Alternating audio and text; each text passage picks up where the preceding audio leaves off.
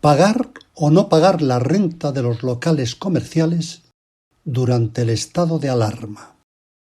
Esa es la cuestión. Informe especial de radiointernacional.online sobre pagar o no pagar la renta de los locales comerciales durante el estado de alarma. Veamos un poco de teoría. ¿Cuáles son los elementos esenciales de cualquier contrato? Por ejemplo, los contratos de alquiler de locales comerciales. Los elementos esenciales del contrato son consentimiento, causa y objeto. Esto lo establece el Código Civil en su artículo 1261. Vamos a centrarnos en el objeto. El objeto del contrato ha de ser posible, lícito y determinado. En su sentido más técnico, el principal objeto del contrato es la propia obligación que por dicho contrato se constituye entre las partes, arrendador y arrendatario. Analizando este artículo 1261 del Código Civil en concordancia con los artículos 1271 al 73, ambos inclusive. Nuestro Código Civil entiende por objeto los bienes o servicios que son contemplados en el intercambio que subyace en todo contrato. La obligación del arrendador es la de ceder la posesión del local y la obligación del inquilino es la de pagar la renta. ¿Qué se entiende por ineficacia de los contratos? Ineficacia, en el sentido estricto, y en el caso que nos ocupa, incluye todos aquellos supuestos en que existen ciertos defectos extrínsecos, exógenos, externos al contrato que en un principio era válido. La definición de los términos ineficacia e invalidez ha sido una materia que siempre ha adolecido de una gran dificultad por parte de la doctrina. En el ámbito de las relaciones contractuales nos encontramos con la ineficacia, que significa que el contrato no ha producido los efectos previstos o que preveían las partes. En definitiva, que todo contrato inválido es ineficaz, pero no todo contrato ineficaz es inválido. Resolución de contrato. Es un concepto interesante e importante. La particularidad de todo esto es que la resolución no es subsidiaria, es decir, si nosotros pedimos al juzgado no pagar la renta y no se nos concede, no pedimos subsidiariamente la resolución del contrato, sino que lo que pedimos es lo que mejor conviene a nuestra situación. Conclusiones, y para no hacer largo este pequeño informe.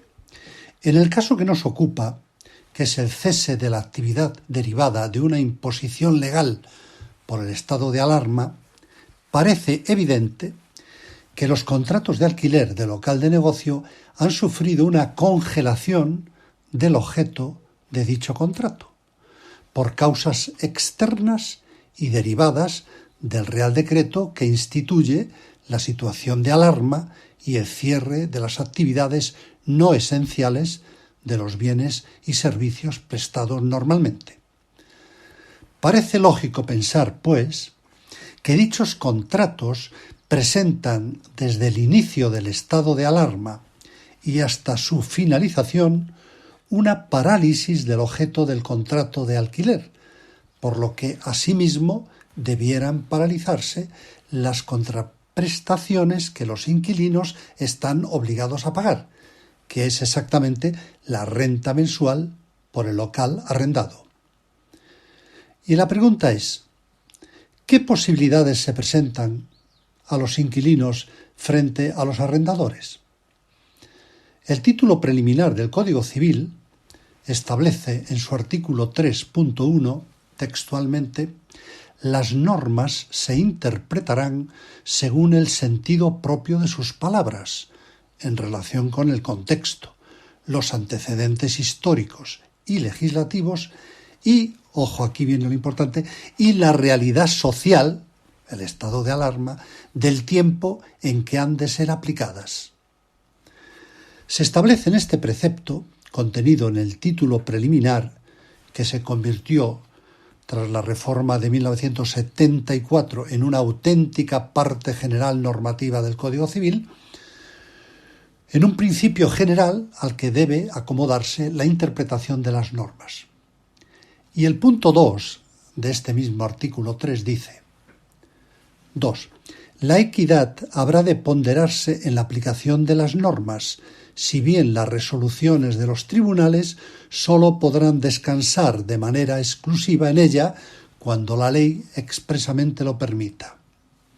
Esta equidad es lo que puede provocar que los jueces distribuyan la pérdida por tener el local cerrado, en virtud del Real Decreto de la alarma, entre arrendador e inquilino al 50%, como nosotros vamos a considerar en la conclusión segunda que hacemos a continuación. Vamos a distinguir entonces varios supuestos en función de la tesorería disponible para los inquilinos.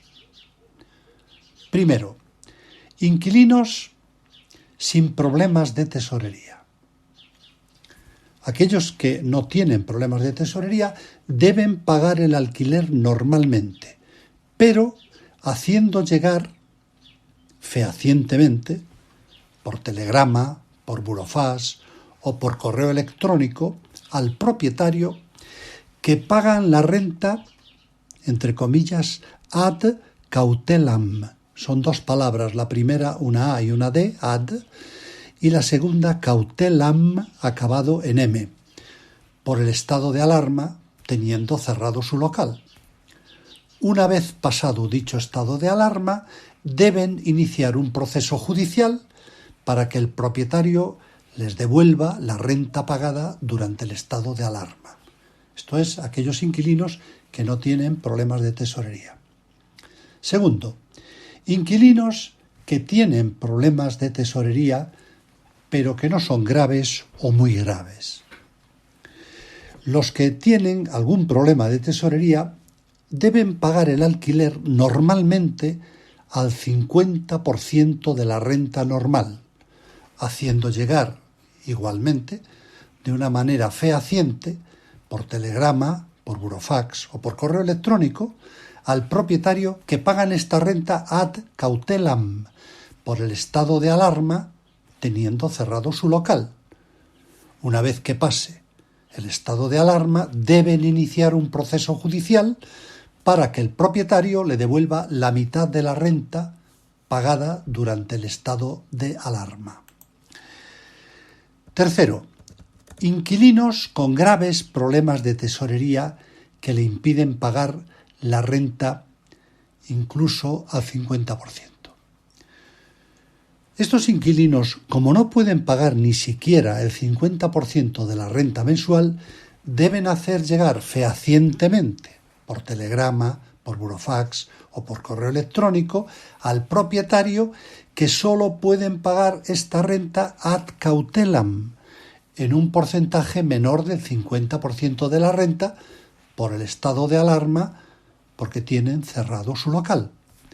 Una vez pasado dicho estado de alarma, deben iniciar un proceso judicial para que el juzgado determine que no estaban obligados al pago de la renta durante el estado de alarma.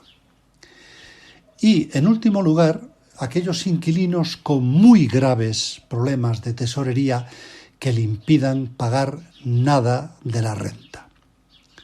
Como no pueden pagar ningún porcentaje de la renta mensual, deben hacer llegar fehacientemente, por telegrama, por burofax o por correo electrónico al propietario que no pueden pagar ninguna renta por el estado de alarma, teniendo cerrado su local.